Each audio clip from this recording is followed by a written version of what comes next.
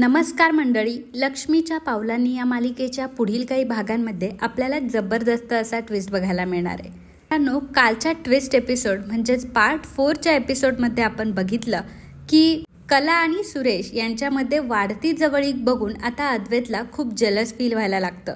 अद्वैतला असं वाटतं की आता कला आणि सुरेश दोघंही एकत्र येतील. जेव्हा मी कलाला डिवोर्स देईल मग त्यानंतर कला आता सुरेश सोबत लग्न करते की काय अशी भीती आता अद्वैतला वाटू लागते.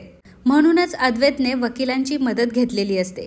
वकिलांनी आता कायद्याचा उपयोग करून कला आणि अद्वैतला सांगितलेलं असतं की जर तुम्हाला डिवोर्स घ्यायचा आहे तर निदान 1 महिना तरी तुम्हाला एकमेकांसोबत राहावं लागेल आणि मग 1 महिन्यानंतर तुम्हाला डिवोर्स घ्यायचा आहे की नाही हे ठरवलं जाईल. 1 महिन्यानंतर तुमचं जर म्हणणं असं असेल की तुम्हाला डिवोर्स घ्यायचाच आहे आणि दोघांकडनंही संमती असेल तरच हा डिवोर्स होईल, नाहीतर हा डिवोर्स होणार नाही असं आता वकिलांनी सांगितलेलं असतं. त्यामुळे आता कलाला काही करून चांदेकरांच्या घरी परत राहायला जायचं असतं. कला आता चांदेकरांच्या घरामध्ये राहायला आलेली असते. अद्वैतला असं वाटतं की चला आता कला इथे सेफ आहे, निदान तो सुरेश इथे पोचणार तर नाही, तो सुरेश आता काही नवीन विघ्न तर आणणार नाही आणि कलाला तो आता भुरळ तर पाडणार नाही. परंतु कुठेतरी अद्वैत हे अजिबातच मान्य करत नसतो की त्याचं कलावर प्रेम आहे. म्हणून तर तो कलाला चांदेकरांच्या घरी परत घेऊन आला. कलाला परत घरी घेऊन येण्यासाठी त्याने एवढा आटापिटा केला. खरं तर तो त्या सुरेशवर जलस फील करतो आणि म्हणूनच त्याला कलापासून त्याला दूर ठेवायचंय म्हणून त्याने एवढं सगळं केलं हे अद्वैतला मान्य करायचं नसतं. अद्वैत यामध्ये असं डोकं लावतो, तो स्वतःच्या मनाला हे समजावून सांगत असतो की माझ्यामध्ये माणुसकी आहे, हे सगळं मी जे काही केलंय ते माणुसकीच्या नात्याने केलंय. कशा प्रकारे त्या सुरेशमुळे कलाला धोका आहे आणि तिला धोका होऊ नये म्हणून मी तिला इथं आणलंय, नाहीतर तो सुरेश कलाला गोड बोलण्यामध्ये फसवेल आणि कला फसवू शकते. मुलांचं असंच असतं आणि कलाला ते कळत नाहीये. ही खरे तर तशीही वेंदळी आहे, तिला समजत नाही. त्याच्यामुळे आता मला काळजी आहे म्हणून मी हे सगळं करतोय. बाकी काय, बाकी आमचा डिवोर्स तो व्हायचा आहे, तो होणारच आहे. मी काय खरेसोबत राहणार नाही असं तो स्वतःच्याच मनाला समजावत असतो. परंतु कुठेतरी खूप जास्तीचा फरक अद्वैतवर पडत असतो. घरी कला पुन्हा परत आल्यामुळे आबांना मात्र खूप आनंद झालेला असतो, कारण लक्ष्मीच्या पावलांनी पुन्हा एकदा त्यांची लक्ष्मी घरात आलेली असते. त्यामुळे आबा खूप खुश झालेले असतात. जेव्हापासून कला घर सोडून निघून गेली होती तेव्हापासून आबा नीट जेवले सुद्धा नव्हते. आबांना प्रचंड टेन्शन आलेलं होतं. पण ज्यावेळी त्यांनी कलाला घरी येताना बघितलं, घरी आलेलं बघितलं, तेव्हा मात्र आबा खूप खुश झाले. सरोजला मात्र कलाचा खूपच राग आलेला असतो की ही परत कशाला आली, कारण सरोजला एकाच गोष्टीची भीती असते, ती म्हणजे ही पुन्हा जर अद्वैतच्या आयुष्यात आली आणि पुन्हा जर अद्वैतच्या आयुष्यात तिने एक वेगळं स्थान निर्माण केलं तर मात्र आपल्याला आता हिला अद्वैतच्या आयुष्यातून काढणं सोपं नाहीये. ही एकतर तिकडे होती, अद्वैत तिच्यापासून जरा डिटॅच होता म्हणून गोष्टी जरा आपल्या कंट्रोलमध्ये होत्या.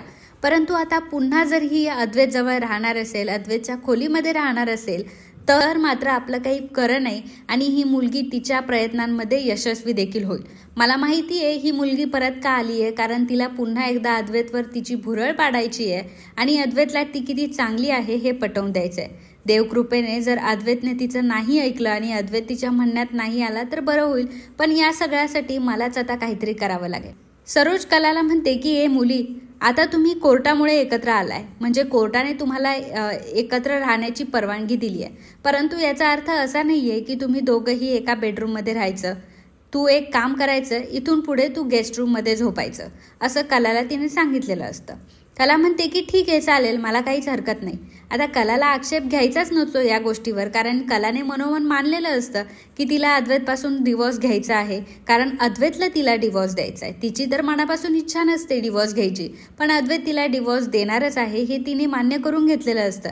त्यामुळे तसंही फक्त फॉर्मॅलिटीज ती कंप्लीट करण्यासाठी चांदेकरांच्या घरी आलेली असते. सरोज तिला म्हणते की तू आता गेस्ट रूममध्ये झोपायचं, त्यामुळे ती गोष्ट सुद्धा कलाला मान्य असते. कला म्हणते की चालेल, काही प्रॉब्लेम नाही, मी गेस्ट रूममध्ये झोपेल. कलाने त्यावर कुठल्याही प्रकारचा आक्षेप घेतलेला नसतो. परंतु आता अद्वैतला प्रॉब्लेम असतो. अद्वैत विचार करतो की समजा जर खरे गेस्ट रूममध्ये झोपायला गेली किंवा गेस्ट रूममध्ये असली तर मला तिच्यावर लक्ष ठेवता येणार नाही.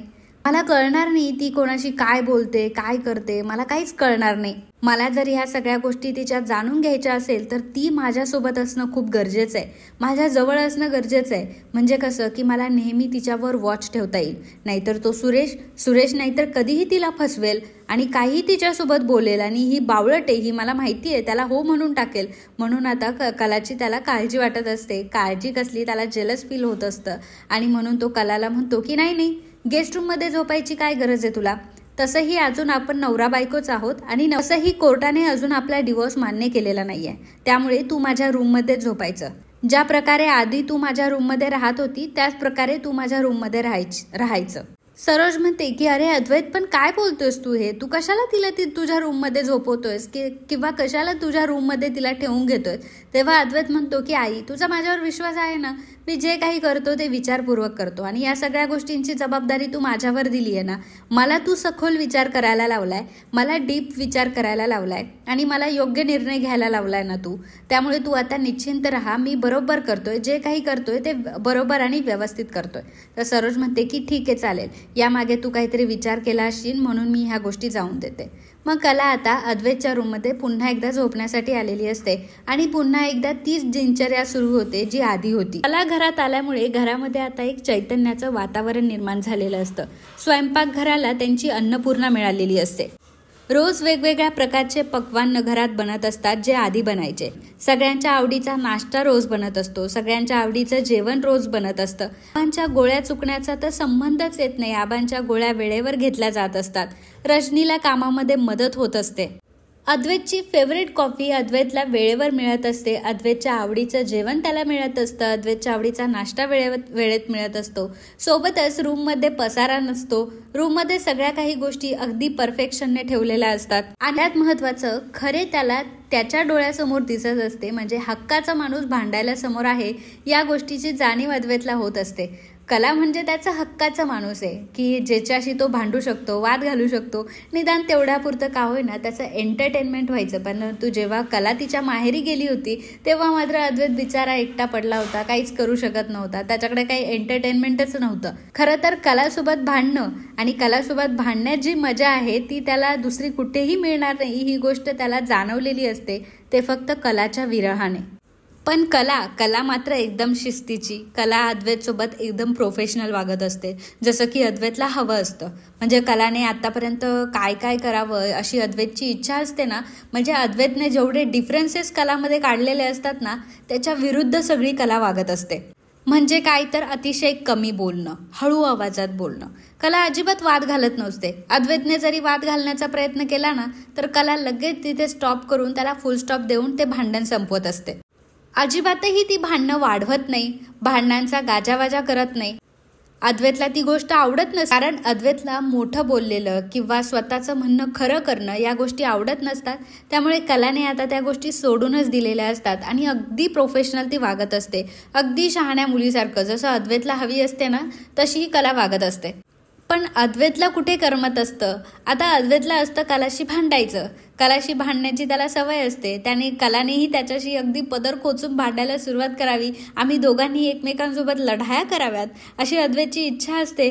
परंतु कलाचा नो रिस्पॉन्स असतो. अद्वैत जरी एक शब्द बोलला तरी सुद्धा कला अजिबात त्याला काही बोलत नाही. त्याला जे बोलायचे ते बोलून देत असते.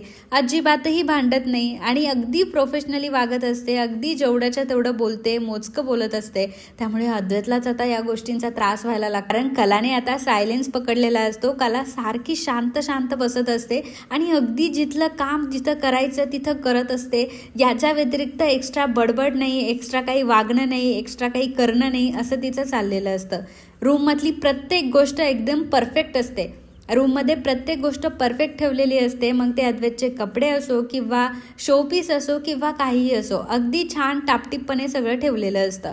आता अद्वैतला ते बघूनही कॉम्प्लेक्स येत असतो, कारण अद्वैतला असं वाटत असतं की अरे आता मी खरेला बोलू तर नक्की कुठल्या टॉपिकवरून बोलू, असं काय करावं की ही माझ्यावर चिडेल. मग अद्वैत आता स्वतःच्याच हाताने पसारे घालायला सुरुवात करतो, जेणेकरून कला त्याला ओरडेल. कला त्याला निदान असं तरी म्हणेल की चांदेकर तुला दिसत नाहीये का, मी हे सगळं आवरते आणि तू कुठला हा पसारा घालतोय.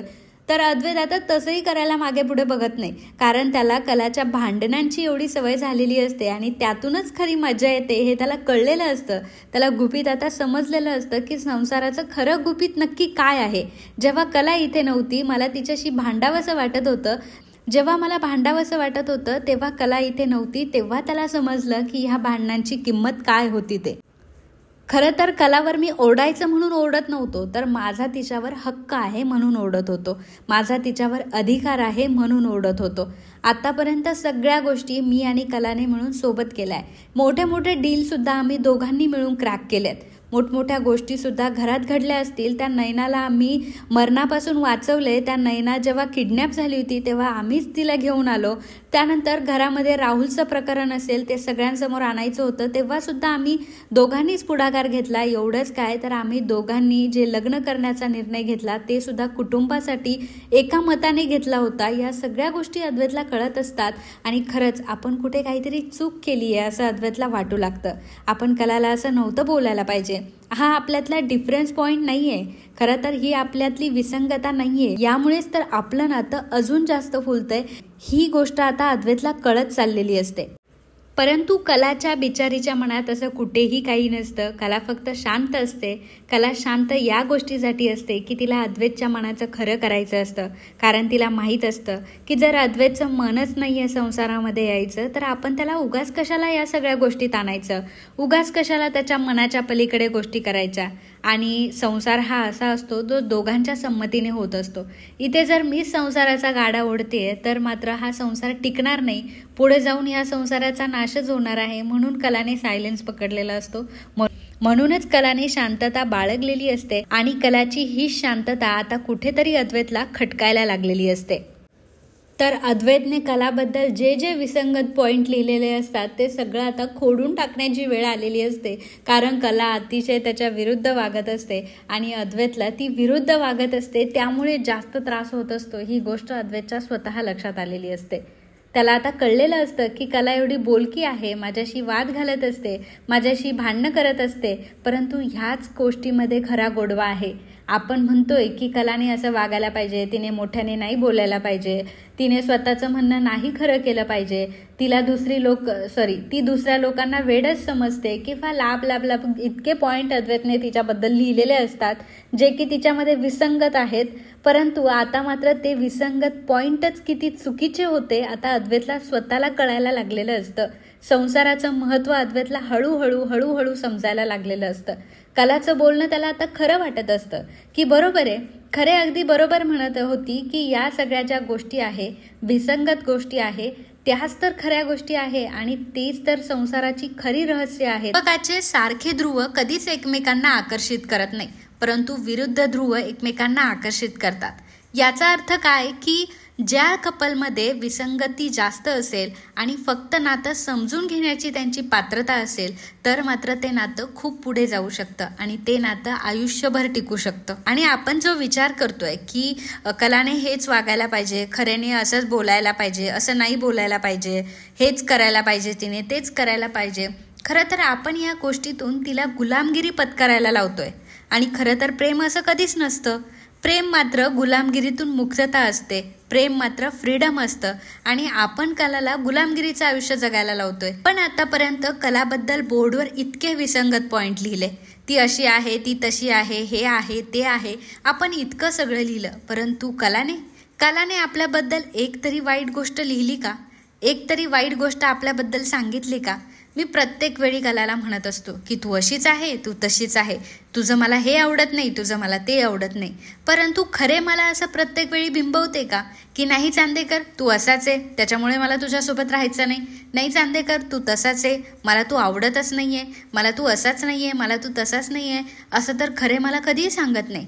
जे की लग्न तिच्याही मनाविरुद्ध झालेलं आहे, ज्याप्रमाणे माझ्या मनाविरुद्ध लग्न झालंय. आमच्या दोघांचाही लग्नाआधी 36चा आकडा होता. तिलाही मी आवडत नव्हतो, मलाही ती आवडत नव्हती. तरी सुद्धा आम्ही दोघंही एकत्र आलो. तरी सुद्धा आमच्या दोघांचं लग्न झालं.